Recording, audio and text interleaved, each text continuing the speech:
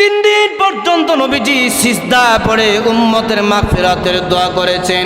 শুধুমাত্র নামাজের সময়ে নবীজি মসজিদে যাইতেন, মসজিদে গিয়া ইমামতি করে আবার চলে আসতেন। কোনো সাহাবীদের সাথে নবীজি কথা বলতেন না।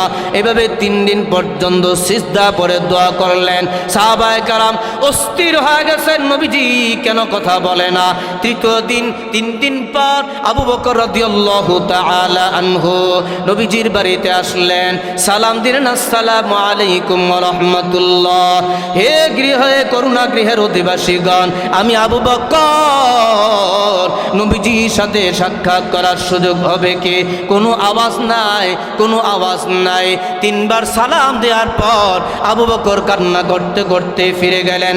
তারপরে আসলেন হযরত ওমর ফারুক রাদিয়াল্লাহু তাআলা আনহু, তিনিও সালাম দিলেন, আসসালামু আলাইকুম ওয়া রাহমাতুল্লাহি ওয়া বারাকাতুহু। হে করুণা গৃহের অধিবাসীগণ, আমি ওমর, নবীজির সাথে সাক্ষাৎ করার সুযোগ হবে কি? কোনো আওয়াজ নাই। 3 বার সালাম দিলেন, কোনো আওয়াজ নাই। কান্না করতে করতে চলে গেলেন। তারপরে আসলেন সালমান ফারসি রাদিয়াল্লাহু তাআলা আনহু, সালাম দিলেন, আসসালামু আলাইকুম ওয়া রাহমাতুল্লাহি ওয়া বারাকাতুহু। হে করুণা গৃহের অধিবাসীগণ, আমি সালমান ফারসি, কোনো আওয়াজ নাই। নবীজির সাথে সাক্ষাৎ করার সুযোগ হবে কি? কোনো আওয়াজ নাই। 3 বার সালাম দিলেন, উত্তর না পেয়ে তিনি কান্না করতে করতে ফিরে গেলেন। আর সালমান ফারসি রাদিয়াল্লাহু তাআলা আনহু এত কান্নাকাটি করতেছেন, কখনো তিনি জমিনে লুটে পড়েন, আবার কখনো দালান। এই অবস্থায় তিনি ফাতেমা রাদিয়াল্লাহু তাআলা আনহার বাড়িতে গেলেন। গিয়া ডাকলেন, ও ফাতেমা, সাইয়্যিদুল আম্বিয়া সরদারে দো জাহা মুহাম্মাদুর রাসূলুল্লাহ সাল্লাল্লাহু আলাইহি ওয়াসাল্লাম 1 দিন 2 দিন 3 দিন পর্যন্ত আমাদের সাথে কোনো কথা বলে না। দরজা বন্ধ করে রেখেছে, দরজা খোলে না। হে ফাতেমা, আমার বিশ্বাস, তুমি যদি যাও নবীজি দরজা খুলবে। ফাতেমা রাদিয়াল্লাহু তাআলা আনহা দৌড়ে গেলেন, ইয়া সালাম দিলেন। সালাম দেওয়ার পর নবীজি বললেন, আমার কলিজার টুকরা ফাতেমা আসছে, ফাতেমার জন্য দরজা খুলে দাও। দরজা খুলে দেওয়ার পর ফাতেমা নবীজির চেহারা দেখে কেঁদে দিলেন। লক্ষ্য করলেন নবীজির চেহারাটা পুরাপুরি হলদে বর্ণ হয়ে গেছে, গালের গালগুলো ঝুলে গেছে। নবীজিকে প্রশ্ন করলেন, ওগো নবীজি, আপনার এমন অবস্থা কেন? নবীজি বলেন, ও ফাতেমা, জিব্রাইল এসেছিল। জিব্রাইল আমার হাবিব, তিনি মন গড়া কথা বলেন না, মনে যা আসে তাই বলেন না, বানিয়ে কথা বলেন না। আমার হাবিব তো ওই কথাটাই বলে যেই কথাটা আমি আল্লাহ রব্বুল আলামিন ওহীর মাধ্যমে প্রেরণ করি। আমি আল্লাহ ওহীর মাধ্যমে যা পাঠাই আমার হাবিব তাই বলে, মন গড়া কথা বলেন না।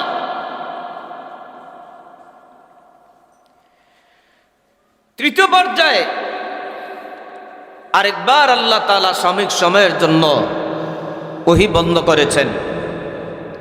কাফের মুশরিকরা বলা শুরু করলো, মুহাম্মদের রব মুহাম্মদকে ছেড়ে দিয়েছে, কারণ মুহাম্মদের প্রতি বিরক্ত। নাউযু বিল্লাহি মিন যালিক। কাফেরদের এই মন্তব্যকে খণ্ডন করার জন্যে, নবীজিকে সান্ত্বনা প্রদান করার জন্যে আল্লাহ রাব্বুল আলামিন সূরাতুদ দুহা নাযিল করে দিলেন। সুবহানাল্লাহ। আল্লাহ রাব্বুল আলামিন মূল উত্তর দেওয়ার আগে শিরোনাম হিসেবে, ভূমিকা হিসেবে আল্লাহ 2টা শপথ করেছেন। মূল উত্তরের আগে ভূমিকা স্বরূপ আল্লাহ 2টা বস্তু শপথ করলেন। বুঝতে হবে খেয়াল সহকারে। আল্লাহ তাআলা দোহার শপথ করেছেন। দোহার শপথ। দোহা হলো প্রভাত, দিনের সকাল সময়ের শপথ করলেন। ওয়াল্লাইলি ইযা সাজা, আল্লাহ তাআলা 2 নাম্বার শপথ করলেন, ওই রাতের শপথ, রাত যখন গভীর হয়, অন্ধকারে আচ্ছাদিত হয়ে যায়। আল্লাহ রাব্বুল আলামিন 2টা শপথ করলেন। 1 নাম্বার আল্লাহ তাআলা বলেন দুহার শপথ, প্রভাতের শপথ।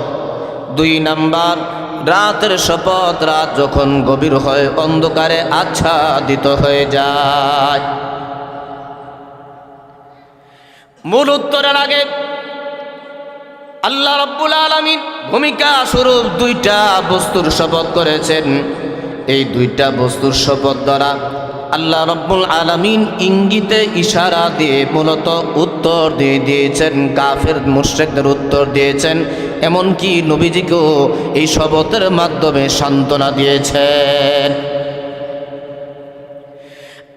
আল্লাহ রাব্বুল আলামিন কিভাবে সান্ত্বনা দিলেন, কিভাবে শপথের মাধ্যমে উত্তর দিলেন, আল্লাহ তাআলা বুঝাইছেন। মুফাসসিরিন কেরাম বলেন, আল্লাহ রাব্বুল আলামিন বুঝিয়েছেন, রাত যখন গভীর হয়, অন্ধকারে আচ্ছাদিত হয়ে যায়, এটা কেউ যেন এমন মনে না করে এই যে রাত হলো মনে হয় চিরকাল এই রাতে থাকবে, অন্ধকারে থাকবে, আর কখনো অন্ধকার দূর হবে না, এমনটা কেউ যেন মনে না করে। কারণ কি? কারণ হলো যখন প্রভাত হবে, দিনের শুরু অংশ যখন শুরু হবে, ওই প্রভাতের মাধ্যমে আমি আল্লাহ রাব্বুল আলামিন এই রাতের অন্ধকারকে দূর করে দিব। আল্লাহ রাব্বুল আলামিন বুঝাইলেন, রাত, এই রাতটা যেমন চিরকাল না, দিনটাও চিরকাল না। যখন দিনের আলো হয়, দিনের আলোটা এক সময় আবার শেষ হয়ে যায়। রাত যখন শুরু হয়, রাতের মাধ্যমে দিনের আলো শেষ হয়ে যায়, আবার এই রাতের অন্ধকার দিনের আলো দ্বারা শেষ হয়ে যায়। রাত যেমন চিরকাল না, দিন যেমন চিরকাল না, সাময়িক সময়ের জন্য আল্লাহ দিয়েছেন। আল্লাহ তাআলা হাবিবকে বুঝাইলেন, ইয়া রাসূলুল্লাহ, হাবিবাল্লাহ, আপনার কাছে যে ওহীর আগমন আমি বন্ধ করেছি, এটাও কিন্তু চিরকাল না, সাময়িক সময়ের জন্য আমি আল্লাহ বন্ধ করেছি। সাময়িক সময়ের জন্য আমি আল্লাহ বন্ধ করে দিয়েছি। ওহী বন্ধ করার কারণে যে একটা অন্ধকার তৈরি হয়েছে, এই অন্ধকারকে আমি আল্লাহ রাব্বুল আলামিন আবার ওহীর আলো দ্বারা দূর করে দিব। সুবহানাল্লাহ। আল্লাহ রাব্বুল আলামিন কাফের মুশরিকদেরকে বুঝাইলেন, হে কাফেরের দল, মুশরিকের দল, তোমরা যে অপবাদ দিচ্ছ আমার হাবিবের প্রতি, আমি আল্লাহ যখন রাত দিই তখন তো এই কথা তোমরা বলো না, এই রাতটা চিরকাল থাকবে, আর দিন হবে না, আলো হবে না, এই কথা কিন্তু তোমরা বলো না। কেন বলো না? কারণ তোমরাও জানো রাতের পর দিন আসে, দিনের পর রাত আসে, এটা অস্থায়ী একটা সাময়িক সময়ের জন্য। আল্লাহ রাব্বুল আলামিন এই শপথের মাধ্যমে কাফেরদেরকে বুঝাইলেন, আমি আল্লাহ তাআলা আমার হাবিবের কাছে ওহীর আগমন বন্ধ করেছি, এটা সাময়িক সময়ের জন্য, চিরকালের জন্য আমি আল্লাহ বন্ধ করি নাই।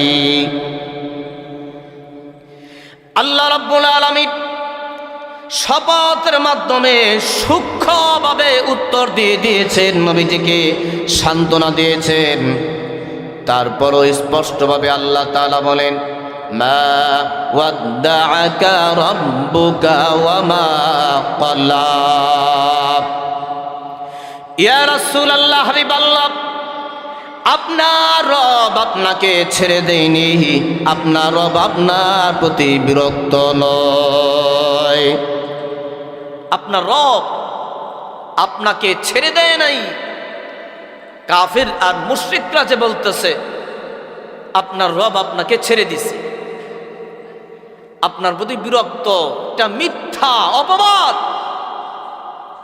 আমি আল্লাহ আপনাকে ছেড়ে দেইনি, আপনার কাছে আমি আল্লাহ আছি, আপনার প্রতি আমি বিরক্ত না। সাময়িক সময়ের জন্য আমি আল্লাহ ওহী বন্ধ রেখেছি। আল্লাহ রাব্বুল আলামিন নবীজিকে সান্ত্বনা দেওয়ার জন্য আরো বলেন, ওয়ালাল আখিরাতু খায়রুল লাকা মিনাল উলা। ইয়া রাসূলুল্লাহ, হাবিবাল্লাহ,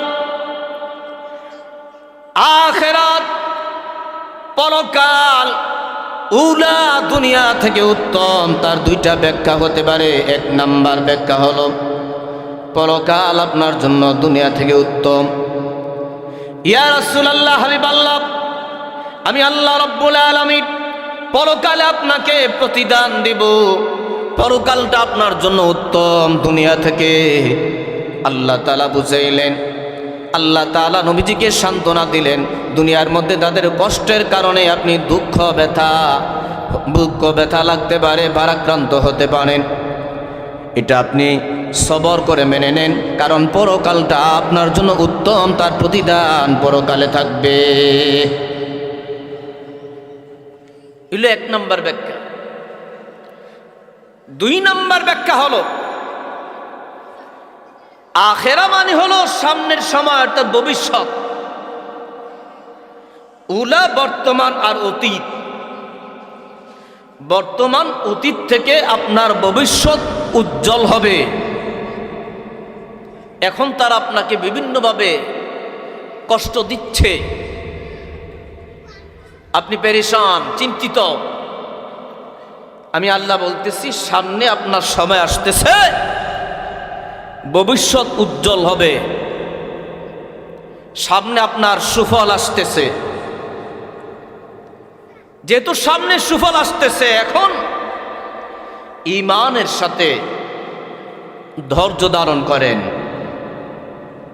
সালাতের মাধ্যমে আমি আল্লাহ তাআলার কাছে সাহায্য চান, আমি আল্লাহ তাআলার কাছে বিপদ মুক্তির জন্য দোয়া করেন। সুবহানাল্লাহ। ঈমানের সাথে সবর করেন, সালাতের মাধ্যমে সাহায্য চান। এটা আল্লাহ অন্যত্র হুকুম করেছেন। আল্লাহ রাব্বুল আলামিন বলেন, ইয়া আইয়ুহাল্লাযীনা আমানুস্তাঈনু বিস-সাবরি ওয়াস-সালাহ ইন্নাল্লাহা মা'আস-সাবিরিন।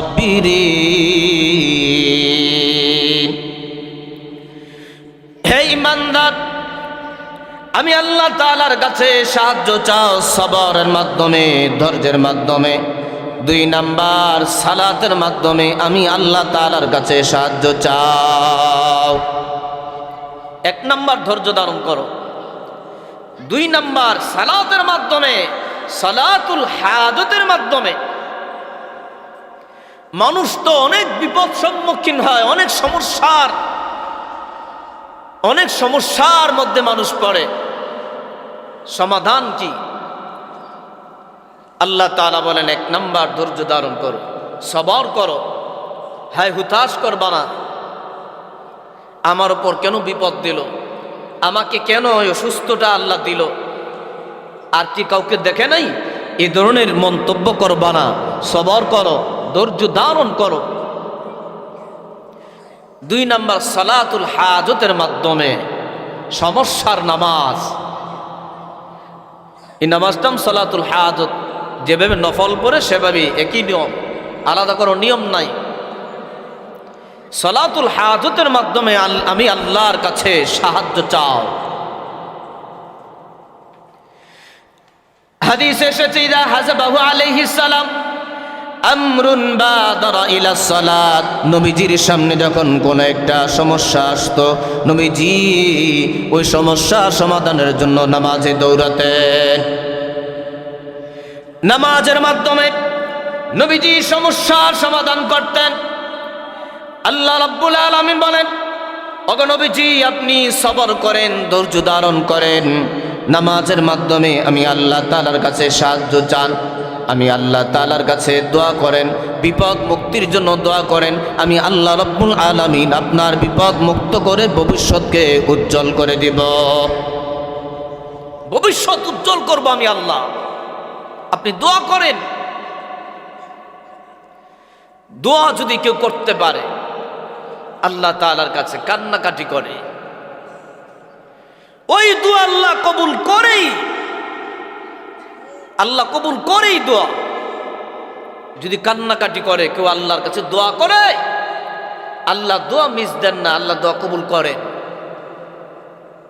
দোয়া কবুলের আমরা অনেকে দেখি, চিন্তা করি আমি কত দোয়া করেছি এই বিষয়টার জন্য, ফল পাই নাই।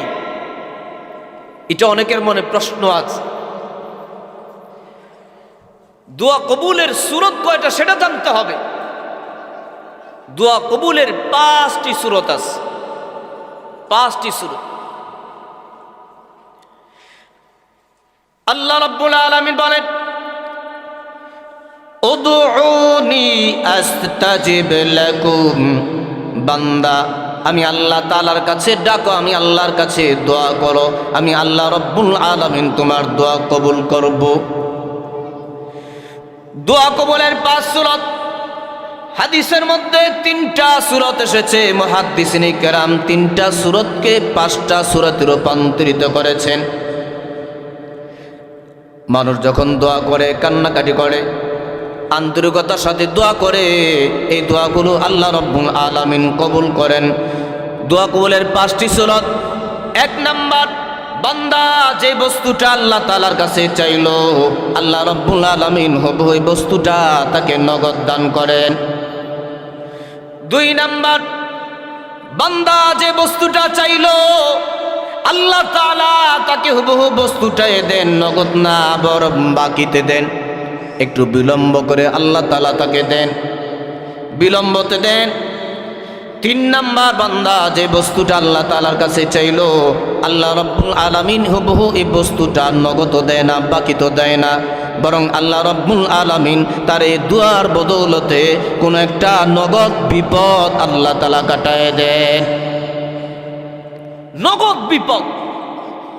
আমাদের মাঝে অনেকে হঠাৎ করে বিপদ থেকে উদ্ধার হয়েছে, একটুর জন্য গাড়ির নিচে পড়তো, এমন ঘটনা হয় না? একটুর জন্য গাড়ির নিচে পড়তো, আল্লাহ বাঁচায় দিছে, আর আমরা উচ্চারণ করি আল্লাহ বাঁচাইছে। ঠিক কিনা বলি না? আল্লাহ বাঁচাইছে। গাছ থেকে একটা নারকেল পড়ছে, একটুর জন্য মাথায় পড়ে নাই, আল্লাহ বাঁচাইছে। ঠিক কিনা বলি? এই ধরনের বিপদ আল্লাহ বান্দার অনেক দোয়া দ্বারা এই বিপদ কাটায় দেয়। সুবহান। অনেক দোয়ার বদৌলতে। এটা আমরা জানিও না, বুঝিও না। আল্লাহ রাব্বুল আলামিন দোয়া কবুল করেন। দোয়া কবুলের 3 নাম্বার সূরত হলো বান্দার দোয়া আল্লাহ কবুল করেছেন, কিন্তু বান্দা যে বস্তুটা চেয়েছে হুবহু বস্তুটা আল্লাহ নগদ দেয় না, বাকি তো দেয় নাই, বরং তার পরিবর্তে নগদ একটা বিপদ আল্লাহ তাআলা কাটিয়ে দিয়েছেন। 4 নাম্বার সূরত, বান্দা যে বস্তুটা চেয়েছে এই বস্তুটা নগদ দেয় নাই, বাকি তো দেয় নাই, এমনকি বিপদ নগদ আল্লাহ কাটায় নাই, বরং তার পরিবর্তে বাকিতে একটা বিপদ আল্লাহ কাটাইছে। বান্দা আজকে দোয়া করেছে, এই দোয়ার বদৌলতে আল্লাহ 1 বৎসর পরে, 1 মাস পরে বা 2 বৎসর পরে একটা বিপদ কাটায় দিছে। বাকিতে বিপদ কাটাইছে, 1 বৎসর পরে একটা বিপদ থেকে বাঁচছে। আমি তো জানি না, আল্লাহ তো জানেন। ওই বান্দা 1 বৎসর আগে দোয়া করেছিল, ওই দোয়ার বদৌলতে আল্লাহ 1 বৎসর পরে, 5 বৎসর পরে, 10 বৎসর পরে, 50 বৎসর পরের একটা বিপদ আল্লাহ কাটায় দিছে। 5 নাম্বার সূরত, বান্দা আল্লাহ তাআলার কাছে আন্তরিকতার সাথে দোয়া করেছে, কান্নাকাটির সাথে দোয়া করেছে, আল্লাহ দোয়া কবুল করেছেন। এভাবে দোয়া কবুল করেন নাই, এমনভাবে কবুল করেন নাই যে আল্লাহ দুনিয়াতে কিছু দিবেন। আল্লাহ বান্দার চাহিদা বস্তু নগদ দেয় নাই, বাকি তো দেয় নাই, তার পরিবর্তে নগদ একটা বিপদ কাটে নাই, বাকি তো বিপদ আল্লাহ কাটায় নাই, বরং আল্লাহ রাব্বুল আলামিন এই দোয়াটাকে সওয়াব হিসেবে পরকালের জন্য রেখে দিয়েছে। বান্দা বান্দি এই দুয়ার সওয়াবটা হাসর ময়দানে পাবে, পরকালে পাবে। অনেক বান্দা এই দুয়ার সওয়াবের বিনিময়ে জাহান্নাম থেকে বেঁচে যাবে। অনেক বান্দার আমলনামার যে পাল্লা, আমলনামার পাল্লা হালকা হয়ে যাবে, গুনার পাল্লা ভারী হয়ে যাবে। আল্লাহ রাব্বুল আলামিন ফেরেশতাদেরকে বলবেন, ও ফেরেশতা, আমার বান্দার জন্য আলাদা একটা নেক আছে আমি আল্লাহ তাআলার কাছে, এই নেকটা আমলনামার পাল্লা দিয়ে দাও। আমলনামার পাল্লা দেওয়ার পরে মুহূর্তে নেক আমলের পাল্লা ভারী হয়ে যাবে। সুবহানাল্লাহ। অনেক বান্দা জাহান্নাম থেকে যেই দুয়ার দুনিয়াতে আল্লাহ দেয় নাই, যেই দুয়ার বদৌলত, যে দোয়া দুনিয়াতে দুয়ার নেক দুয়ার বিনিময়ে আল্লাহ দেয় নাই, ওই দুয়ার বদৌলতে অনেককে জাহান্নাম থেকে মুক্ত করে জান্নাতি বানায় দিবেন। অনেককে তো আল্লাহ রাব্বুল আলামিন জান্নাতে তার মর্যাদা বৃদ্ধি করে দিবেন।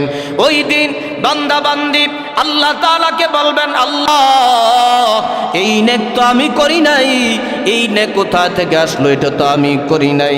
আল্লাহ রাব্বুল আলামিন সেই দিন ডাক দিয়া বলবে, ওরে বান্দা, ওরে বান্দি, তুমি তো এটা তোমারই নেক, তোমার কি মনে নাই ওই যে বাদুর পূর্ব পাড়া মসজিদে বসে তোমার ঘরের কোণায় অন্ধকারে তাহাজ্জুদের সময় তুমি আমি আল্লাহ তাআলার কাছে অমুক বস্তুটা চেয়ে দোয়া করেছিলা, আমি আল্লাহ রাব্বুল আলামিন দুনিয়ার মধ্যে এই বস্তুটা নগদ দেই নাই, বাকি তো দেই নাই, তার পরিবর্তে আমি আল্লাহ রাব্বুল আলামিন একটা বিপদ নগদ কাটি নাই, বাকি তো কাটাই নাই, আমি আল্লাহ রাব্বুল আলামিন তোমার জন্য নেক হিসেবে পরকালের জন্য রেখে দিয়েছি।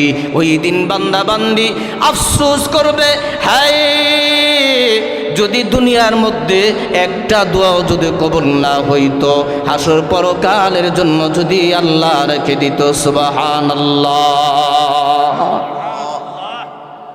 ওই দিন আফসোস করবে, আল্লাহ দুনিয়ার মধ্যে এত দোয়া করলাম, সবগুলো যদি দুনিয়াতে না দিয়া এই পরকালের জন্য রেখে দিত,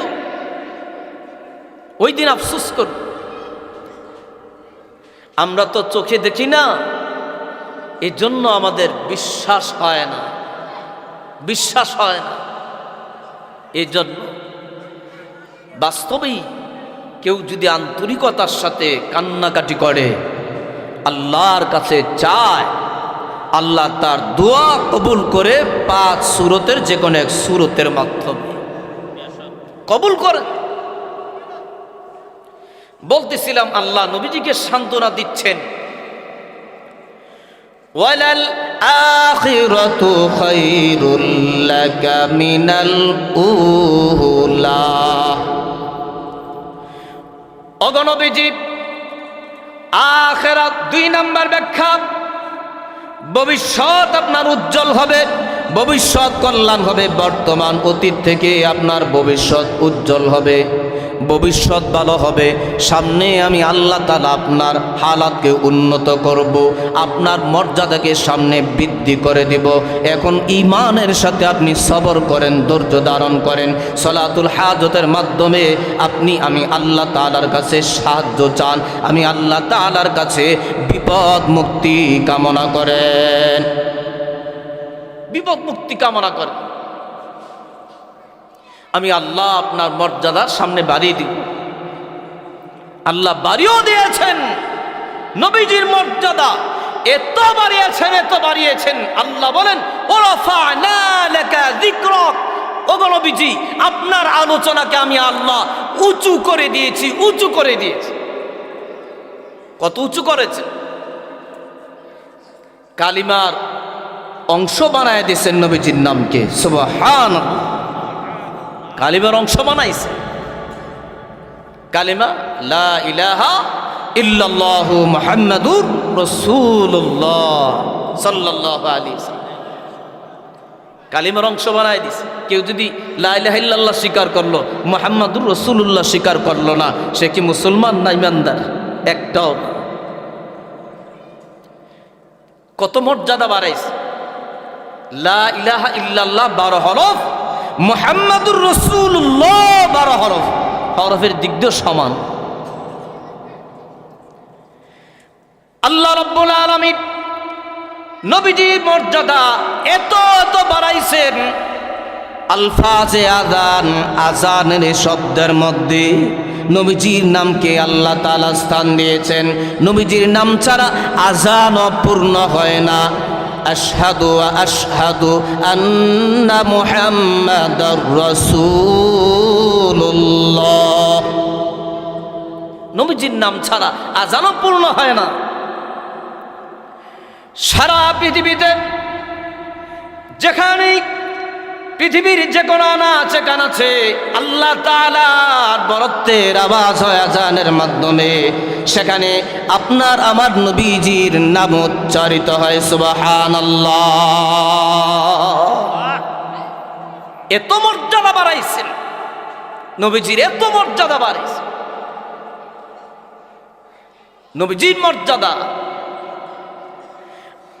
আল্লাহ রাব্বুল আলামিন বলেন, মান ইউতিইল্লাহা ওয়া রাসূলাহু ফাকাদ ফাযা ফাওজান আযীমা। একজন ব্যক্তি যদি মহা সফল হতে চায়, আমি আল্লাহ তাআলাকে তাআত করার পাশাপাশি আমার হাবিব রাসূলকে তাআত অনুসরণ করতে হবে। আল্লাহ রাব্বুল আলামিন বলেন, কুল ইন কুনতুম তুহিব্বুনাল্লাহা ফাত্তাবিউনি ইউহিব্বুকুমুল্লাহ।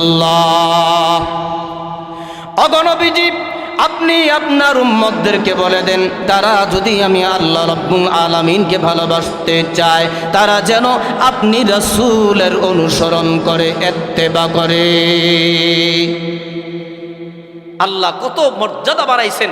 আল্লাহ বলেন, আমাকে ভালোবাসো, আমার হাবিবকে মানো, আমার হাবিবকে মানো, তাহলেই আমাকে ভালোবাসা হলো। সুবহানাল্লাহ। আল্লাহ রাব্বুল আলামিন বলেন, ওয়ালাল আখিরাতু খায়রুল লাকা মিনাল উলা। ওগো নবীজি, এখন আপনি সবর করেন, ধৈর্য ধারণ করেন। আপনি সালাতুল হাজতের মাধ্যমে আপনি আমার কাছে চান, আমি আল্লাহ তাআলার কাছে বিপদ মুক্তি কামনা করেন। সামনে আপনার সময় আসতেছে, সামনে আমি আল্লাহ রাব্বুল আলামিন আপনার মর্যাদা বাড়িয়ে দিব, আপনার ভবিষ্যৎ উজ্জ্বল হবে। আল্লাহ রাব্বুল আলামিন নবীজিকে আরো সান্ত্বনা দিতে গিয়ে বলেন, ওয়ালা সাউফা ইউতিকা রাব্বুকা ফাতারদা। ওগো নবীজি, অচিরে আপনার রব আপনাকে এত প্রাচুর্য দান করবেন যে আপনি সন্তুষ্ট হয়ে যাবেন। নবীজিকে সান্ত্বনা দিচ্ছেন। কাফেরদের, এই কাফের মুশরিকদের ওই কথার কারণে যে কষ্ট পেয়েছেন নবীজি, জন্য সান্ত্বনা দিচ্ছেন। অচিরেই আপনার রব আপনাকে এত প্রাচুর্য দিবেন, আপনি সন্তুষ্ট হয়ে যাবেন। আয়াত ব্যাপক, দুনিয়াতেও দিয়েছেন, আখিরাতেও দিবেন। দুনিয়াতেও প্রাচুর্য দিয়েছেন। যেই মক্কা ছেড়ে নবীজি কাফের মুশরিকদের জুলুম নির্যাতনের কারণে জন্মভূমি ত্যাগ করে মদিনায় হিজরত করেছেন, ওই নবীজির মাধ্যমে আবার আল্লাহ সে মক্কা বিজয় করেছেন, মক্কা বিজয় করেছে। আখিরাতও আল্লাহ তাআলা নবীজিকে অনেক নেয়ামত দিবেন। আখিরাত অনেক নেয়ামত। শাফাতে উজমা, মাকামে মাহমুদ, হাসর ময়দানে মাকামে মাহমুদ প্রশংসিত স্থান, এটা একমাত্র বরাদ্দ করেছেন আমাদের নবীর জন্য। সুবহানাল্লাহ। মাকামে মাহমুদ, এমনকি শাফাতে উজমা, হাসর ময়দানের বিচার কার্য যার সুপারিশ দ্বারা শুরু করবেন, তিনি হলেন একমাত্র আমাদের নবী মুহাম্মদুর রাসূলুল্লাহ সাল্লাল্লাহু আলাইহি ওয়াসাল্লাম। একমাত্র তিনি। আমাদের নবী মুহাম্মদুর রাসূলুল্লাহ সাল্লাল্লাহু আলাইহি ওয়াসাল্লামের সুপারিশের মাধ্যমে হাসর ময়দানের বিচার কার্য শুরু করবেন। এত মর্যাদা আমাদের নবীজিকে আল্লাহ তাআলা দিয়েছেন, হাসর ময়দানে দিবেন, এত মর্যাদা। হাসর ময়দানে 50,000 বছর দাঁড়িয়ে থাকতে হবে, এক দাঁড়ান 50,000 বছর। সূর্য থাকবে অর্ধ হাত উপরে, দুনিয়াতে উল্টা পিঠে তাপ দেয়, হাসর ময়দানে মূল মুখের মাধ্যমে তাপ দিবে। হাসর ময়দানের ভয়াবহ পরিস্থিতি হবে।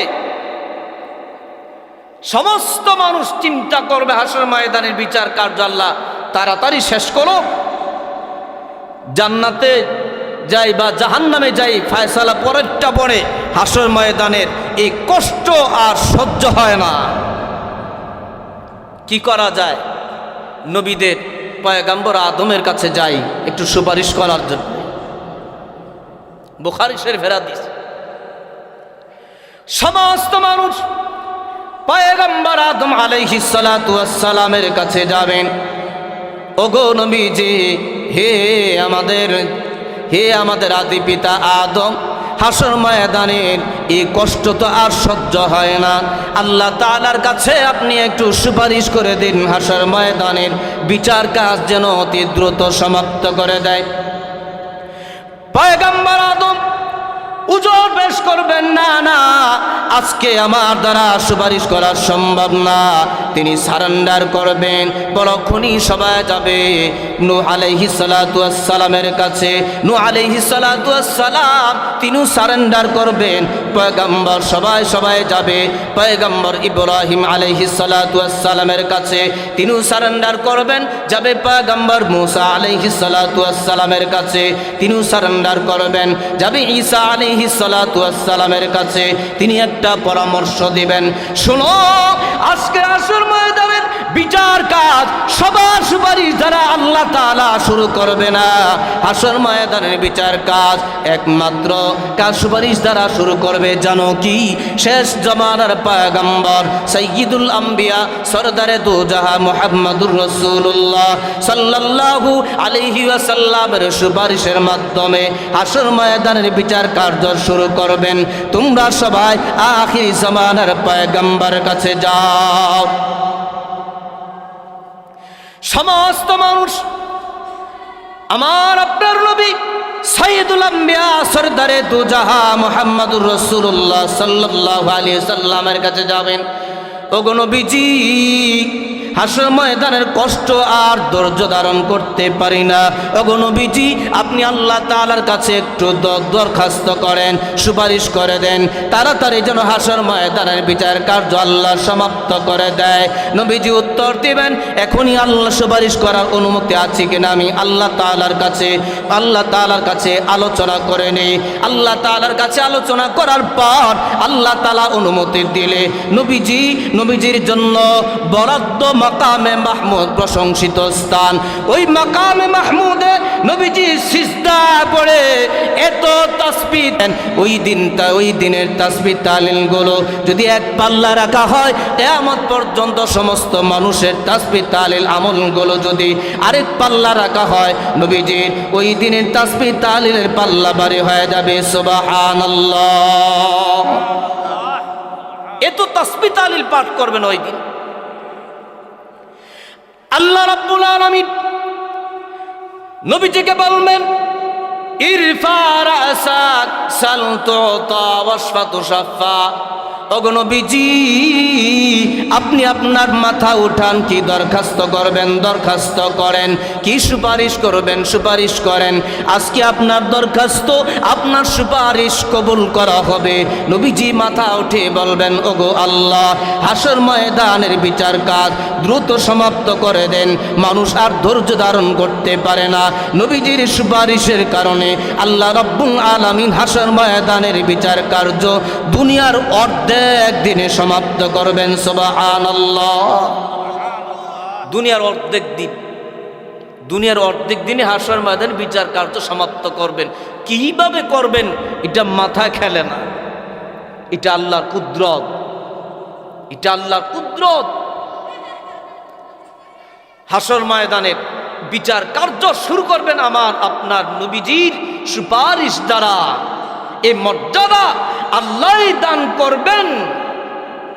ওই দিকে ইঙ্গিত করেছেন, ওয়ালা সাউফা ইউতিকা রাব্বুকা ফাতারদা, অচিরেই আপনার রব এত প্রাচুর্য দিবেন, নেয়ামত দিবেন, দুনিয়াতে দিবেন, আখিরাতেও দিবেন, আপনি সন্তুষ্ট হয়ে যাবেন।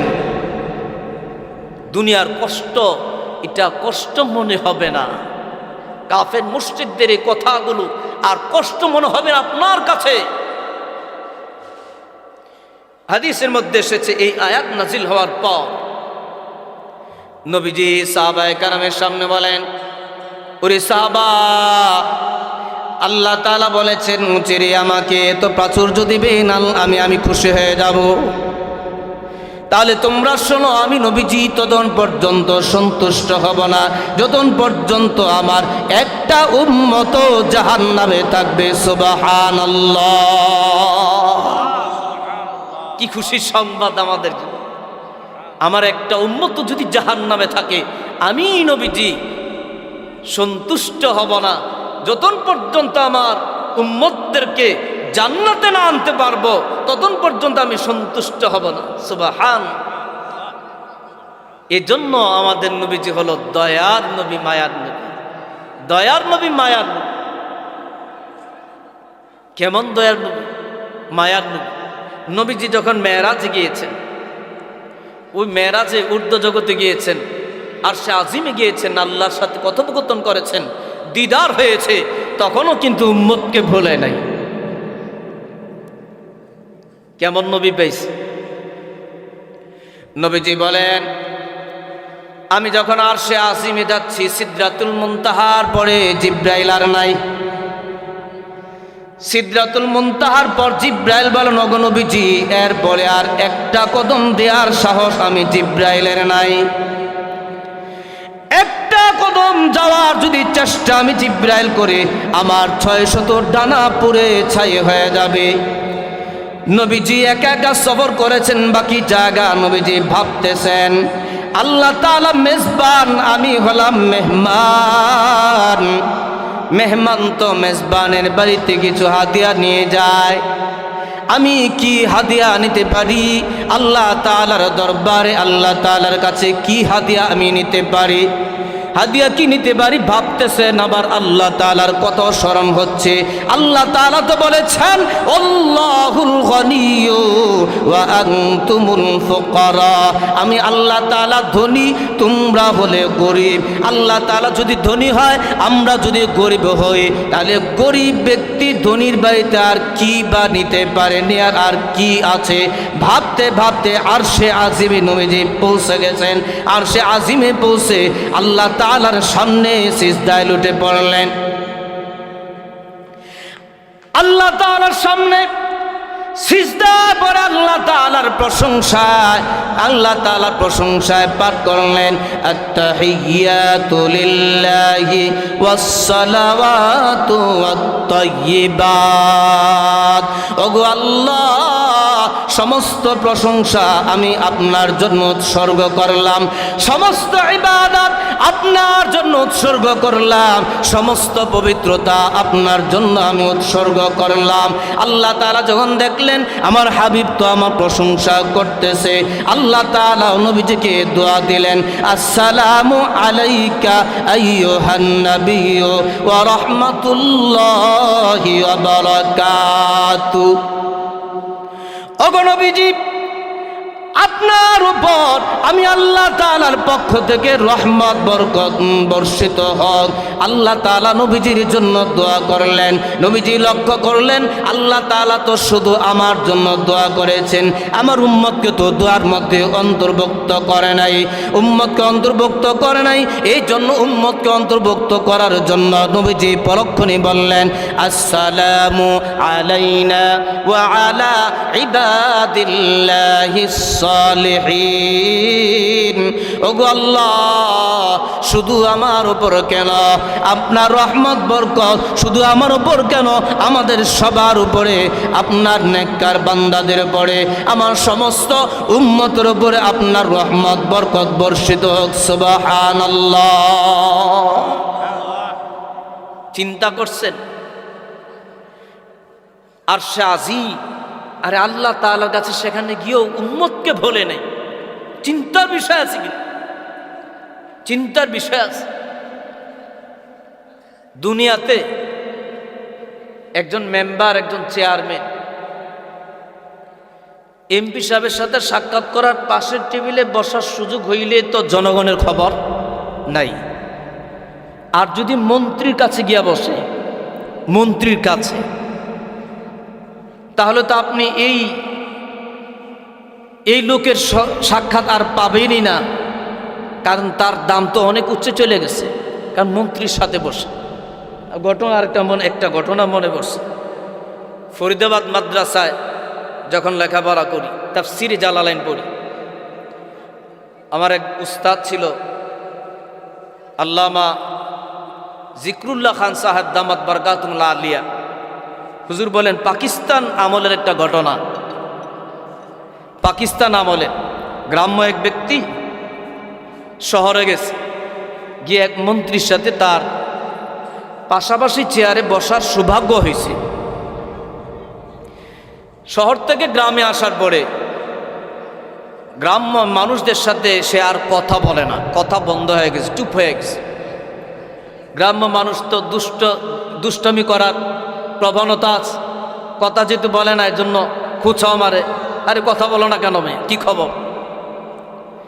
অনেকক্ষণ পরে রাগ হয়ে বলতেছে, এ মুঝে থেরেছে কেসে বত্তা করোগে, এ মুঝে ফলাছে বত্তা কর গয়া। গ্রাম্য ভাষায় উর্দু দিয়ে বলছে, গ্রাম্য ভাষায়। এটা সহি শুদ্ধ উর্দুটা হলো, ইয়ে মুহ সে তেরে সে কেসে বাত করোগে, ইয়ে মুহ সে ফলা সে বাত করকে আয়া। অর্থাৎ এই মুখ দিয়া তোমার সাথে আর কথা বলবো কিভাবে?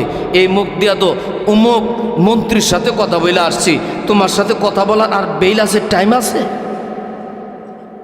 মানে তার মর্যাদা, সে নিজের মর্যাদা নিজে বাড়ায় ফেলছে, যে না, এখন তাদের সাথে চলার মতো আমার সে আর পরিবেশ নাই, আমি তো অনেক উঁচু লেভেলের মানুষ।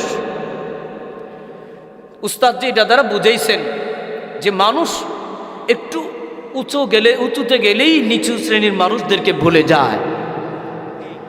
আমাদের নবী, আমরা এমন একজন নবী পাইছি, যেই নবী সমস্ত বাদশাদের বাদশাহ, রাজাদের রাজা, আকাশ জমিনের সৃষ্টিকর্তা, সকল জগতের প্রতিপালক আল্লাহ আরশে আজিমে ওই আল্লাহর সাথে দিদারে গিয়া সেখানেও নিজের উম্মতকে ভোলে নাই। সুবহানাল্লাহ। এমন একজন নবী পাইছি, এমন একজন নবী পাইছি। ওই নবী তো আমাদের জন্য চোখের পানি ফেলেছেন, এই দুনিয়ার মধ্যে চোখের পানি ফেলেছেন। সিজদা পরে কান্না করতে করতে চেহারা, গালের চামড়া চুলে ফেলছেন। আরে উম্মত জাহান্নামে যাবে কথা শোনার পরে নবীজি বেহুশ হয়ে গেছে, বেহুশ হয়ে গেছে। হাদিসে এসেছে, একবার জিবরাইল আলাইহিস সালাতু ওয়াস সালাম নবীজির কাছে এমন একটা সময় এসেছেন, সাধারণত যেই সময়ে জিবরাইল আসেন না, চেহারাটা মলিন। নবীজি জিবরাইলকে বললেন, ও জিবরাইল, তোমার চেহারা মলিন কেন? জিবরাইল বলতেছেন, ওগো নবীজি, আমি এমন একটা সময় আপনার কাছে এসেছি, যেই সময় আল্লাহ জাহান্নামকে তার শিখা বিচ্ছরণ সিজা বিচ্ছরণের ফুকার জন্য নির্দেশ প্রদান করেছেন। এমন একটা সময় হাজির হয়েছে, এর জন্য চেহারাটা মলিন। নবীজি জিবরাইলকে বলেন, ও জিবরাইল, জাহান্নামের একটু বিবরণ দাও। জিবরাইল আলাইহিস সালাতু ওয়াস সালাম বলেন, ও ওগো নবীজি জাহান্নামের আগুন তো অনেক তেজস্বী আগুন। আল্লাহ রাব্বুল আলামিন একদিন না, 2 দিন না, 1 মাস না, 2 মাস না, 1 বৎসর না, 2 বৎসর নয়, ক্রমাগত 3000 বছর পর্যন্ত জাহান্নামের আগুনকে জ্বালাইছে। প্রথমত 1000 বছর জ্বালানোর পর জাহান্নামের আগুনের কালার হয়ে গেছে পুরা লাল। দ্বিতীয় পর্যায়ে আবার 1000 বছর পর্যন্ত জ্বালানোর পর জাহান্নামের আগুনের রং হয়ে গেছে পুরা সাদা। তৃতীয় পর্যায়ে আবার 1000 বছর পর্যন্ত জ্বালানোর পর জাহান্নামের আগুনের কালার হয়ে গেছে রাতের গভীর অন্ধকারের ন্যায় কালো। ইয়া রাসূলুল্লাহ, হাবিবাল্লাহ, জাহান্নামের আগুন এত তেজস্বী আগুন, সামান্য পরিমাণ আগুন যদি দুনিয়াতে উন্মুক্ত করা হয়, পৃথিবীর শেষ মানুষটা পর্যন্ত পুড়ে ছাই হয়ে যাবে। ইয়া রাসূলুল্লাহ, হাবিবাল্লাহ, জাহান্নামীদেরকে যেই পোশাক পরিধান করানো হবে, এত দুর্গন্ধময় পোশাক, এত দুর্গন্ধময় পোশাক, একটা পোশাক যদি দুনিয়াতে আকাশের নিচে জমিনের উপরে যদি ঝুলে রাখা হয়, ওই পোশাকের দুর্গন্ধের কারণে পৃথিবীর সমস্ত মানুষ মারা যাবে। এত দুর্গন্ধময় পোশাক হবে। ইয়া রাসূলুল্লাহ, হাবিবাল্লাহ, জাহান্নামীদেরকে কোরআনে যে আল্লাহ তাআলা আলোচনা করেছেন, জাহান্নামীদেরকে শিকল পরিধান করানো হবে। এই কি শিকলটা কেমন শিকল জানেন? 1 হাত পরিমাণ শিকল যদি দুনিয়ার কোনো পাহাড়ে রাখা হয়, 7ম জমিন পর্যন্ত দেবে যাবে। 1 হাত সম পরিমাণ শিকল দুনিয়ার কোনো পাহাড়ে রাখলে 7ম জমিন পর্যন্ত গলে যাবে। এত মারাত্মক। ইয়া রাসূলুল্লাহ, হাবিবাল্লাহ, জাহান্নামের 7টি দরজা থাকবে। অমুক দরজা দিয়া অমুক দল জাহান্নামে প্রবেশ করবে, অমুক দরজা দিয়ে অমুক দল জাহান্নামে অমুক জাহান্নামীরা প্রবেশ করবে, অমুক দরজা দিয়ে অমুক জাহান্নামীরা প্রবেশ করবে। এভাবে 6টা দরজার বিবরণ দেওয়ার পর 7ম নাম্বার দরজার বিবরণ না দিয়া চুপ হয়ে গেলেন। নবীজি জিব্রাইলকে বলেন, ও জিব্রাইল, 7ম নাম্বার দরজা দিয়া কারা জাহান্নামে প্রবেশ করবে তুমি কেন বলো না? জিব্রাইল চুপ হয়ে গেলেন, লজ্জায় বলে না। কয়েকবার বলার পর জিব্রাইল বলেন, ওগো নবীজি, 7ম নাম্বার দরজা দিয়া আপনার উম্মতের কবিরা গুনাহকারী যারা তওবা না করে দুনিয়া থেকে বিদায় নিবে, তারা 7ম নাম্বার দরজা দিয়া জাহান্নামে প্রবেশ করবে। এই কথা শোনা মাত্রই নবীজি জ্ঞান হারায় ফেললেন, বেহুশ হয়ে গেলেন। নবীজি জ্ঞান হারিয়ে ফেলেছেন। জিব্রাইল আলাইহিস সালাতু ওয়াস সালাম নবীজির মাথা মোবারক নিজের রানের উপর রাখলেন। জ্ঞান ফিরার পর নবীজির সর্বপ্রথম যে প্রশ্নটা, ওরে জিব্রাইল, আমি যা শুনেছি কান দিয়া, আমার উম্মত জাহান্নামে যাবে, এ কথাটা কি ঠিক নাকি? জিব্রাইল বলেন, ওগো নবীজি, হ্যাঁ, আপনার উম্মতের কবিরা গুনাহকারী যারা তওবা না করে বিদায় নেবে, তারা 7ম নাম্বার দরজা দিয়া জাহান্নামে প্রবেশ করবে। নবীজি কান্দে, জিব্রাইল কান্দে। নবীজি কান্না করতে করতে বাড়িতে চলে গেলেন। বাড়িতে গিয়া দরজা বন্ধ করে সিজদায় পড়লেন। সিজদা দিয়ে আল্লাহ তাআলার কাছে উম্মতের জন্য কান্নাকাটি করতেছেন, কান্নাবন্দন করতেছেন। আল্লাহুম্মা গফিরলি উম্মতি, আল্লাহুম্মা গফিরলি উম্মতি। ওগো আল্লাহ, আমার উম্মতকে তুমি ক্ষমা করো, আমার উম্মতকে তুমি ক্ষমা করে দাও। উম্মতের জন্য মাগফিরাতের জন্য নবীজি দোয়া করতেছে। 1 দিন, 2 দিন, 3 দিন পর্যন্ত নবীজি সিজদা পড়ে উম্মতের মাগফিরাতের দোয়া করেছেন। শুধুমাত্র নামাজের সময়ে নবীজি মসজিদে যাইতেন, মসজিদে গিয়া ইমামতি করে আবার চলে আসতেন। কোনো সাহাবীদের সাথে নবীজি কথা বলতেন না। এভাবে 3 দিন পর্যন্ত সিজদা পড়ে দোয়া করলেন। সাহাবায়ে কেরাম অস্থির হয়ে গেছেন, নবীজি কেন কথা বলে না?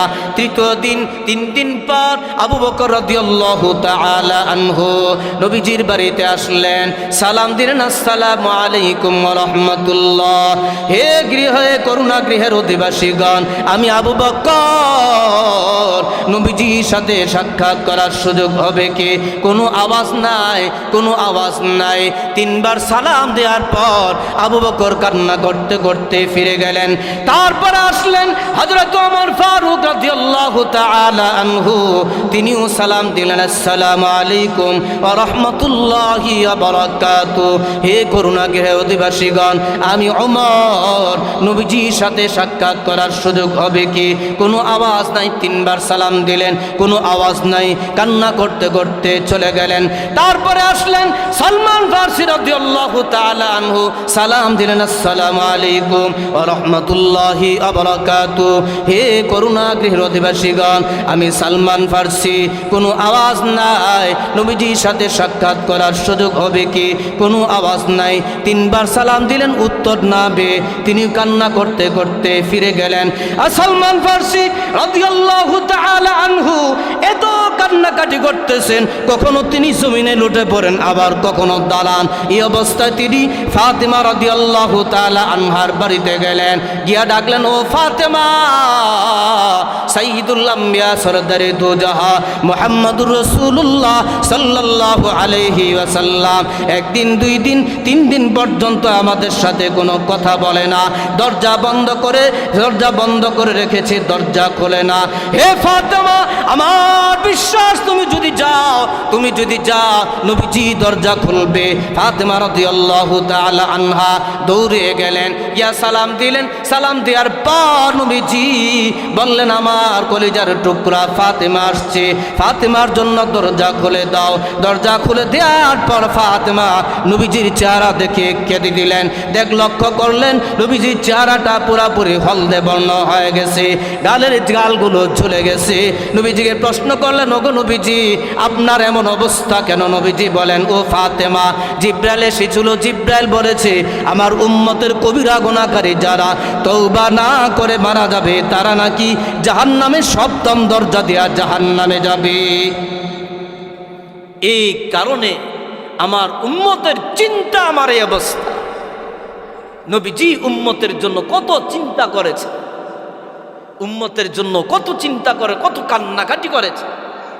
আর আমরা উম্মত হয়ে নবীজিকে সন্তুষ্ট করতে পারি না, উম্মত হয়ে নবীজিকে সন্তুষ্ট করতে পারি না। নবীজিকে আঘাত করি, নবীজির বিরুদ্ধে কথা বলি, নেক সুরতে নবীজিকে কষ্ট দেই, নেক সুরতে কষ্ট দেই।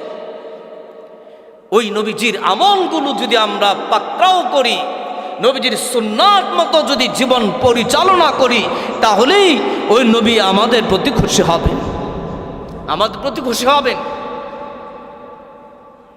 আল্লাহ তাআলা বলেন, ওগো নবীজি, আপনার জন্যে, আপনার উম্মতের প্রতি সুপারিশের ক্ষমতা আমি আল্লাহ দিলাম।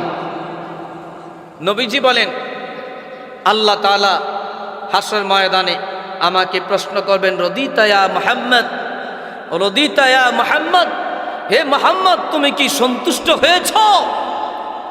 উম্মতকে সুপারিশ করে যখন জান্নাতে নেবেন, এরপর আল্লাহ প্রশ্ন করবেন, রদিতা ইয়া মুহাম্মদ, হে মুহাম্মদ, তুমি কি সন্তুষ্ট হয়েছ? নবীজি সর্বশেষ যখন সন্তুষ্ট হবেন, নবীজি বলেন, ইয়া রব্বি রদিতু, আমি সন্তুষ্ট হয়েছি, হে রব আমি সন্তুষ্ট। সুবহানাল্লাহ। উম্মতকে সুপারিশ করে জাহান্নাম থেকে জান্নাতে নেবেন। নিজের আকাঙ্ক্ষা পূরণ হওয়ার পরে নবীজি বলেন, আমি সন্তুষ্ট। আমাকে, আমার জন্য, আপনার জন্য নবীজি সুপারিশ করবেন।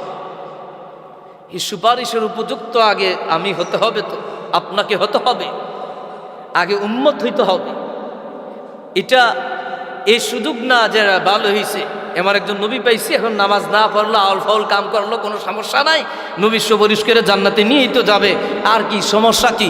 এবার যত আকামুকাম করা যায়, বিষয়টা আবার এমন না। আগে উম্মতের কাতারে নামটা দিতে হবে, উম্মতের কাতারে। আরে অনেক উম্মত নবীজির নামদারি অনেক উম্মতকে হাউজে কাউসার থেকে ফেরেশতারা হটায় দিব। তুমি না, যাও যাও। নবীজি বলবে আল্লাহ এটা তো আমার উম্মত। আল্লাহ বলবেন ইয়া রাসূলুল্লাহ, হাবিব আল্লাহ আপনি জানেন না আপনার পরে আপনার শরীয়তে সে কত কিছু বাড়াইছে, কত আউল ফাউল কাজ করছে। আপনার শরীয়তে এটা ছিল না, সে বাড়াইছে, বেদাত কাজ করছে। সুতরাং এটা আপনার উম্মত না। শুধু ঈমান আনলাম আর উম্মত হয়ে গেলাম না, না, নবীজির সুন্নাত অনুযায়ী জীবন পরিচালনার জন্য চেষ্টা করতে হবে, বেদাত থেকে পরহেজ থাকতে হবে, বিরত থাকতে হবে, তাহলে উম্মত হবে। যারা বেদাত কাজ করবে তারাও উম্মত হতে পারবে না, উম্মত নয়। শরীয়তে নাই এমন কাজ করা, যেমন কিয়াম করা, মিলাদ কিয়াম, এটা তো অনেকে করে, সব হিসেবে করে, এটার কোনো দলিল নাই, এটাও বাড়ান। আপনাদের এদিকে আগে জানাজার আগে মোনাজাত ছিল, আবার কোথাও আছে জানাজার পরে। এখন আছে নাকি মোনাজাত জানাজার আগে? এটাও বেদাত, শরীয়তে বাড়ান। মানুষের দুর্বলতাকে সুযোগে অসৎ ব্যবহার, সুযোগে অসৎ ব্যবহার, মানুষকে এভাবে বোঝায়। একটা মানুষ মারা গেল, এই মুহূর্তে তার জন্য একটু দোয়া করবো, এটাও অনেক হুজুর বাধা দেয়। হ্যাঁ, একটু দোয়াই না করবো তো মাইয়েতের পরিবার দিল নরম, কত তো ঠিক হই, আমার আব্বার জন্য দোয়া করতে চাইতেছে, উনি তো ভালো মানুষ, আরেকজন বিরোধিতা করতেছে, এলো হয়বার দোয়া। আসলে আবেগের নাম ইসলাম নয়, আবেগের নাম ইসলাম নয়। আবেগকে প্রাধান্য দিলে চলবে না। ইসলাম যা বলে এটা মানার নামই হলো প্রকৃত আর খাঁটি মুসলমান, যার নামেই প্রকৃত খাঁটি মুসলমান। তো বলতেছিলাম আগে নবীজির উম্মত হইতে হবে, বেদাত বাদ দিতে হবে, সুন্নাতকে পাকড়াও করতে হবে, তাহলে নবীজির উম্মতের খাতায় আমরা নামকে বসাইলাম, সাধ্যমতো আমল করব, আমাদের জন্য নবীজির সুপারিশের আশা আমরা রাখতে পারি। আল্লাহ রাব্বুল আলামিন নবীজিকে সান্ত্বনা দিলেন, ওগো নবীজি, কাফের মুশরিকরা আপনাকে কষ্ট দেয়, তিরস্কার করে, আমি আল্লাহ আপনাকে ছেড়ে দিছি, আপনার বিরক্ত না? না, বিরক্ত না, আমি আল্লাহ আপনাকে ছাড়ি নাই। আখেরাত এত ফলাফল আখেরাতে দিব, এটা আপনার জন্য উত্তম, দুনিয়ার কষ্ট মনে হবে না, দুনিয়া তো আপনার ভবিষ্যৎকে আমি আল্লাহ উজ্জ্বল করব। এখন একটু ধৈর্য ধারণ করেন, সলাতুল হাজত দ্বারা, সলাতুল হাজতের মাধ্যমে সাহায্য চান, আমি আল্লাহর কাছে বিপদ মুক্তি কামনা করেন। ওগো নবীজি, অচিরেই আপনাকে এত প্রাচুর্য দিব যে দুনিয়াতে দিব, আখেরাতে দিব, আপনি সন্তুষ্ট হয়ে যাবেন। আল্লাহর সাথে সাথে আরো বলেন, শুধু আপনাকে সামনে দিবই আর কিছু দেই নাই আমি, এমন না, অতীতেও তো কিছু দিয়েছি। কয়েকটা আল্লাহ নমুনা স্বরূপ অতীতের কয়েকটা নেয়ামতের কথা উল্লেখ করেছেন, যে অতীতেও দিয়েছি, অনেক দিয়েছেন, নমুনা স্বরূপ কয়েকটা উল্লেখ করেছেন। 3টা নেয়ামতের কথা উল্লেখ করেছেন, যে নেয়ামতগুলো অতীতে নবীজিকে আল্লাহ দান করেছেন। তার মধ্যে 1 নাম্বার আল্লাহ বলেন, আলাম ইয়াজিদকা ইয়াতীমান ফাআওয়া। ওগো নবীজি, অতীতেই যে নেয়ামতগুলো দিয়েছি তার মধ্যে একটা নেয়ামত হলো আমি আল্লাহ রাব্বুল আলামিনকে আপনাকে এতিম হিসেবে পাই নাই, আমি আল্লাহ তো আপনাকে এতিম হিসেবে পেয়েছি, আমি আল্লাহ তাআলা আপনাকে আবার আশ্রয় দিয়েছি। নবীজি যখন গর্ভে ছিলেন, নবীজির পিতা আব্দুল্লাহর ইন্তেকাল হয়ে গেছে, নবীজি ভূমিষ্ঠ হওয়ার আগে এতিম হয়ে গিয়েছেন। নবীজির বয়স যখন 6 বৎসর বয়সে আল্লাহ রাব্বুল আলামিন নবীজি নিজের মাকে হারিয়ে ফেললেন। আল্লাহ রাব্বুল আলামিন জন্মের পর মার মাধ্যমে আশ্রয় দিয়েছেন। নবীজির বয়স যখন 6 বৎসর বয়সে মাকে হারিয়ে ফেললেন, চূড়ান্ত পর্যায়ে এতিম হয়ে গেলেন। আল্লাহ রাব্বুল আলামিন 6 বৎসর পরে নবীজির দাদা আব্দুল মুত্তালিবের মাধ্যমে আশ্রয় দিয়েছেন। আব্দুল মুত্তালিব নবীজিকে এত মহাব্বত করেছেন। আব্দুল মুত্তালিব নবীজিকে নিজের সন্তানের চেয়েও বেশি মহাব্বত করেছেন। আব্দুল মুত্তালিবের জন্য বাইতুল্লাহর সামনে একটা আসন তৈরি করা হতো। প্রত্যেক দিন ওই আসনে আব্দুল মুত্তালিব বসতেন। ওই আসনের মধ্যে আব্দুল মুত্তালিবের 11 জন, আব্দুল মুত্তালিবের 10 জন সন্তানের ছেলে সন্তানের একজনও সেখানে বসার সাহস করত না। আব্দুল মুত্তালিব ওই আসনে বসতেন, আর কেউ বসার সাহস করত না। একমাত্র নিজের এতিম নাতিন মুহাম্মদুর রাসূলুল্লাহ সাল্লাল্লাহু আলাইহি ওয়াসাল্লাম অনায়াসে ওই আসনে বসে যাইত।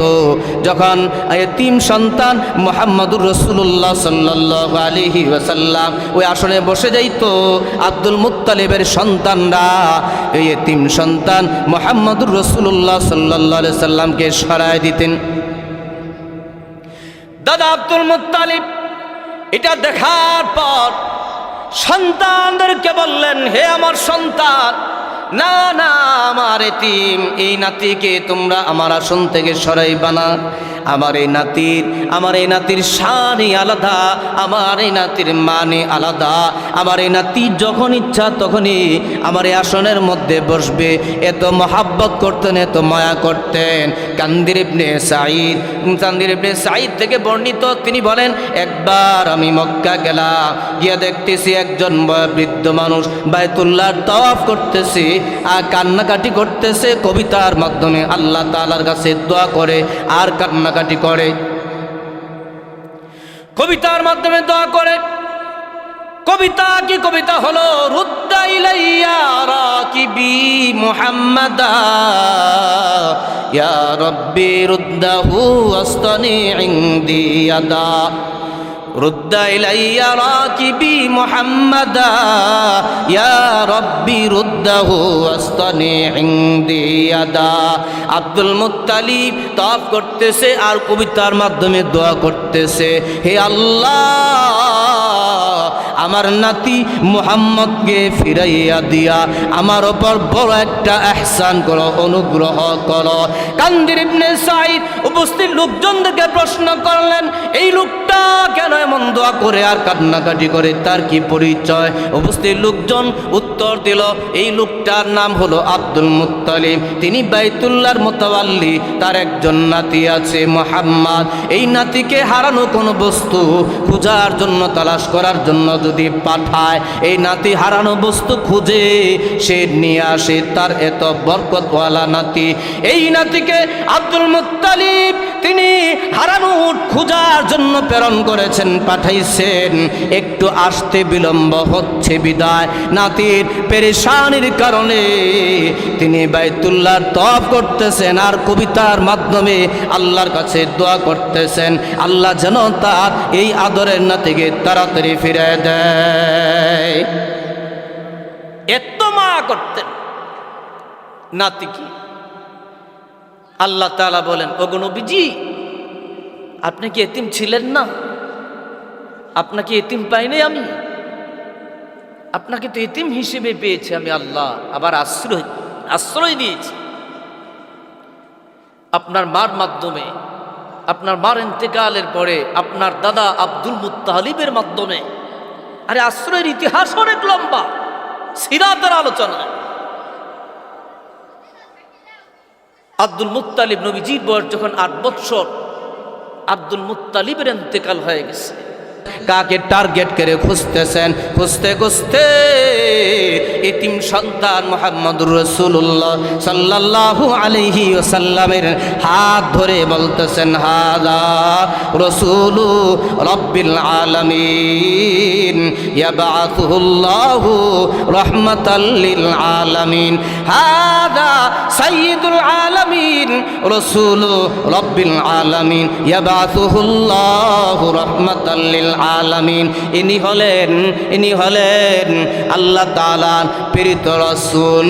তাকে আল্লাহ তাআলা বিশ্ব জগৎ সমস্ত জগতের রহমত স্বরূপ প্রেরণ করবেন। সুবহানাল্লাহ।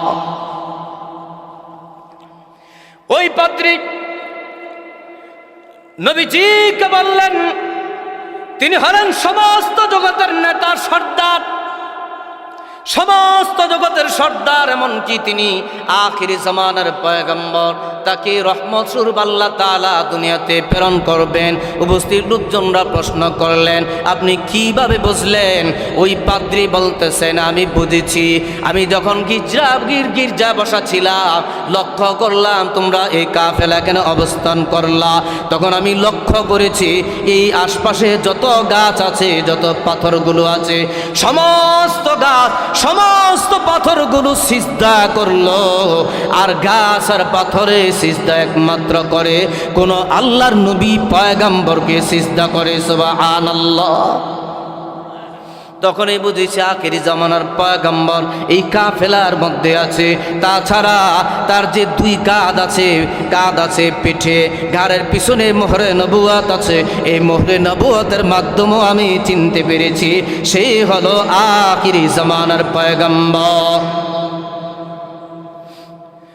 নবীজির সম্মানার্থে পুরা কাফেলাকে একবেলা খাওয়ানোর জন্য ওই পাদ্রী দাওয়াত করলেন, আমার এখানে একবেলা তোমরা খাবার খাইবা। একবেলা খাবার প্রস্তুত করলেন, খাবার হাজির, সব কাফেলার সবাই উপস্থিত, কিন্তু নবীজি নাই, তিন সন্তান মুহাম্মদুর রাসূলুল্লাহ সাল্লাল্লাহু আলাইহি ওয়াসাল্লাম নাই। পাদ্রী জিজ্ঞাসা করলেন সে কোথায়? উত্তর দিলেন সে বকরি চড়ানোর জন্য, উট চড়ানোর জন্য মাঠে গিয়েছে। নবীজি উট চড়িয়ে যখন আসার সময় আল্লাহ রাব্বুল আলামিন আভরের মাধ্যমে নবীজিকে ছায়া দিয়েছেন। সুবহানাল্লাহ। নবীজি যখন আসলেন, এসে দেখতেছেন কাফেলার সমস্ত মানুষ গাছের ছায়ার মধ্যে বসে গেছে। গাছের আর এমন কোনো ছায়া নাই, যেই জায়গা নবীজি বসতে পারে এমন আর কোনো ছায়া নাই। নবীজি রৌদ্র পরে এমন একটা জায়গা গিয়ে বসে গেলেন, তারিখের কিতাবে লিখে মুহূর্তেই গাছের ছায়াটা নবীজির দিকে ঘুরে গিয়েছে। সুবহানাল্লাহ। এত রহমতের নবী। ওই পাদ্রী বললেন সে হলো আখিরি জামানার পয়গম্বর। এতিম সন্তান মুহাম্মদ রাসূলুল্লাহ সাল্লাল্লাহু আলাইহি ওয়াসাল্লামের অভিভাবককে কাফেলার লোকজন দেখা দিলেন। তার অভিভাবক হলো তার চাচা আবু তালেব।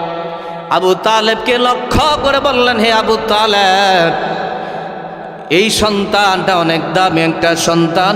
আল্লাহ রাব্বুল আলামিন তাকে আখিরি জামানার পয়গম্বর হিসেবে পাঠাইবেন। আল্লাহ তাআলা তাকে নবুয়ত দান করবেন। এই সন্তানকে রোমের দিকে নিয়ে যাবা না, ইতালির দিকে নিয়ে যাবা না। বর্তমান ইতালি, তৎকালীন নাম ছিল রোম। রোমের দিকে নিয়ে যাবা না। যদি রোমের মানুষরা তাকে দেখতে পায়, তার আলামত দ্বারা তাকে চিনতে পারবে, তাকে হত্যা করে ফেলবে। তোমরা তাকে নিবা না, তাকে তোমরা আবার সে মক্কায় পাঠায় দাও। তখন আবু তালেব, আবু বকর আর বেলাল রাদিয়াল্লাহু তাআলা আনহুমার মাধ্যমে মক্কায় পাঠিয়ে দিয়েছে। নবীজি এতিম ছিলেন, এতিম নবীকে আল্লাহ আশ্রয় দিয়েছেন। আল্লাহ তাআলা বলেন, হযরত চলে আসছেন, আলহামদুলিল্লাহ বলেন। আমাদের আজকে প্রধান আলোচক, প্রধান মেহমান জনাব হযরত মাওলানা কারি আব্দুল মালিক ফৈজি সাহেব দামাত বারাকাতুল্লাহ আলিয়া হযরত চলে আসছেন। আমি অল্প কিছুক্ষণের মধ্যেই শেষ করে দিচ্ছি।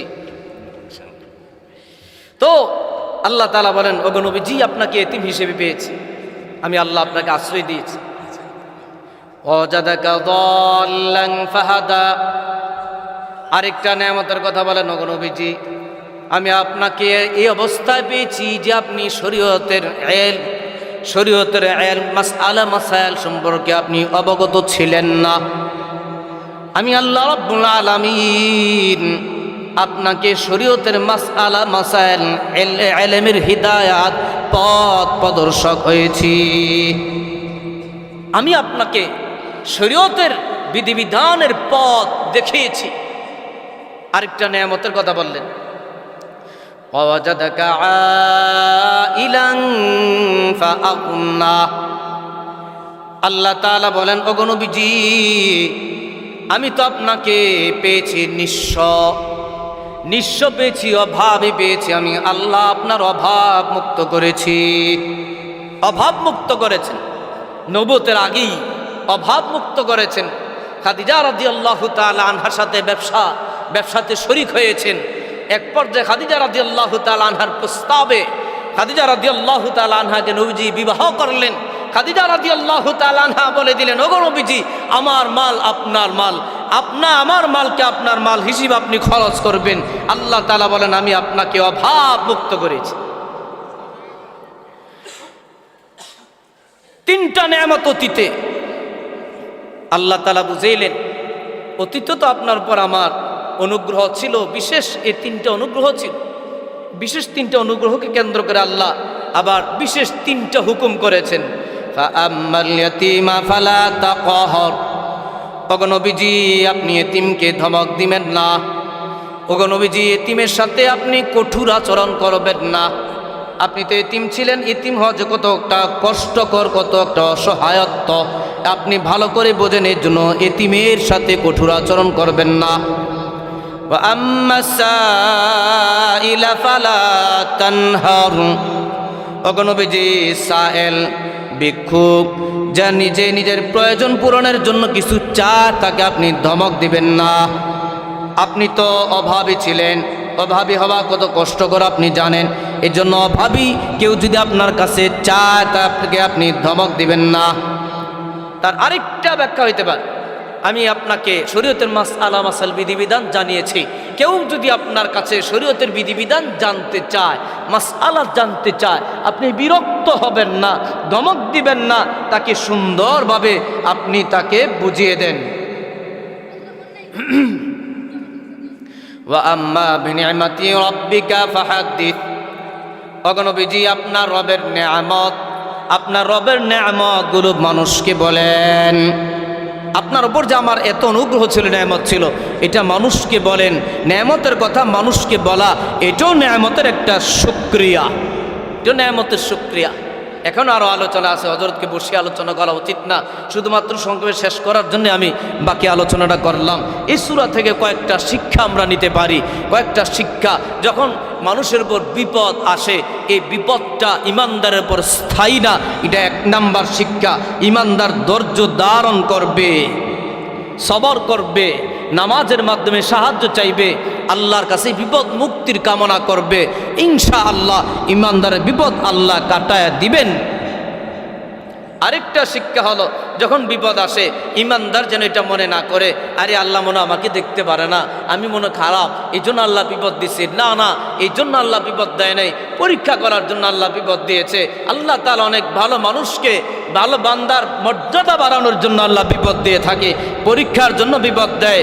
আল্লাহ তাআলা বিপদ দেওয়ার অর্থ এটা নয় যে আল্লাহ তাকে ছেড়ে দিয়েছে, তাকে দেখতে পারে না, বিষয়টা এমন নয়। আরেকটা শিক্ষা হলো, ভবিষ্যৎ উজ্জ্বল হবে। একবারে যে অবস্থা আছি, ইমানের দ্বীনের কাজ করতেছে, ওই জায়গা থেকেই শক্তভাবে মজবুতভাবে দ্বীনের কাজ যদি করা হয়, আল্লাহ ভবিষ্যৎ উজ্জ্বল করবে। আল্লাহ ভবিষ্যতে ভালো কিছু উপহার দিবে, দুনিয়াতেও দিবে, আখিরাতেও দিবে। আরেকটা শিক্ষা হলো, যার অধীনে এতিম আছে, এতিমের সাথে ভালো ব্যবহার করা, কঠোর আচরণ না করা, তার সম্পদগুলোকে হেফাজত করা, অন্যায়ভাবে তার সম্পদকে ভোগ না করা, ভিক্ষুককে ধমক না দেয়া, থাকলে দিয়ে দেয়া, না থাকলে সুন্দর আচরণের সাথে তাকে বিদায় করা। আরেকটা শিক্ষা হলো, যেই নেয়ামত আল্লাহর আমাদের উপর আছে, এই নেয়ামতগুলো মানুষকে বলা এটা একটা শুকরিয়া। এমনকি এক মানুষের পর আর মানুষের যদি অনুগ্রহ থাকে, তার অনুগ্রহগুলো বলা এটাও ওই মানুষের শুকরিয়া। নবীজি বলেন, মান লাম ইয়াশকুরিন নাস লাম ইয়াশকুরিল্লাহ। যে ব্যক্তি মানুষের কৃতজ্ঞতা আদায় করে না, সে আল্লাহর কৃতজ্ঞতাও আদায় করে না। মোহতারাম হাজিরিন, আর সময় নেব না। আমি আপনাদের এই এলাকায় পশ্চিমপাড়া বড় মসজিদে দীর্ঘ 3.5 বৎসর ছিলাম। সৈয়দাবাদ মাদ্রাসায় 5 বৎসর ছিলাম। আমি আপনাদের পরিচিতই, হয়তো অনেকে নাও চিনতে পারেন। 10 বৎসর, প্রায় 11 বৎসর হয়ে গেছে এখান থেকে চলে গেছে। আমি আপনাদের এলাকারই, আপনারা আমার মুরব্বী, কেউ ভাই, কেউ আমার ছোট সন্তানের মতো এলাকায় মা বোনরা আছেন। আপনাদের কাছে দোয়া চাই, আল্লাহ তাআলা যেন আমাকে কবুল করেন, বিপদ আপদ থেকে হেফাজত করেন। যেখানে আছি সেখানেও ভয়াবহ ফিতনা, দেওয়ানবাগির ফিতনা, সেখানেও আলহামদুলিল্লাহ আল্লাহ তাআলা দিনের কাজ করাচ্ছেন। কি করাচ্ছেন সেগুলো ওপেন বলা যায় না, এখানে মিডিয়া আছে। আল্লাহ তাআলা নিচ্ছেন সেখানে যেন আল্লাহ তাআলা বিপদ আপদ থেকে হেফাজত করেন। আল্লাহ তাআলা যেন দিনের খেদমত আমাদের দ্বারা নেন, সেই দোয়াটুকু আপনাদের কাছে চাই, আপনাদের জন্য দোয়া করি। আল্লাহ তাআলা আপনাদেরকেও কবুল করো, আমাদেরকেও কবুল করো। ওয়া আখিরু দাওয়ানা আনিল হামদুলিল্লাহি রাব্বিল আলামিন। আসসালামু আলাইকুম ওয়া রাহমাতুল্লাহি ওয়া বারাকাতুহু।